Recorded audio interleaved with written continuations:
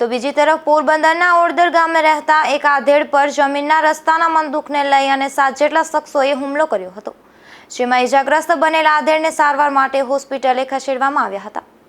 પોરબંદરના ઓડદર ગામે રહેતા લીલાભાઈ માલદેવભાઈ ઓડેદરા નામના આધેડ તેમના ઘરે જતા હતા ત્યારે રામ મસરી ગીગા, કેશુ અરભમ, રાજી અરભમ, લક્ષ્મણ મસરી, અરભમ ગીગા અને કાનારામાએ લોખંડની રાપ વડે હુમલો કર્યો હતો। આ હુમલામાં ઈજાગ્રસ્ત બનેલા આધેડને સારવાર માટે પોરબંદરની સરકારી હોસ્પિટલે ખસેડવામાં આવ્યા હતા।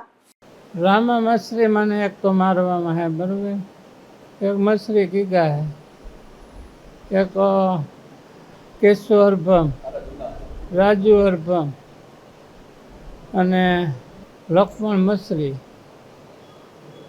પછી ભાઈ કાના રામા, કેટલે જણા થયા છે, મહેરી ગીગા,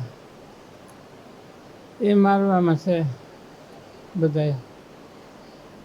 અને બલોનિયા આવતા રાપ, ટ્રેક્ટરને રાપ આવે ને એ આ આધેડની માલિકીની જમીનમાં આ શખ્સો વાહનો લઈ અને પસાર થતા હોવાથી આ આધેડને રસ્તામાંથી પસાર ન થવા જણાવ્યું હતું, જેના બંદૂકને લઈ અને આ હુમલો કરાયો છે।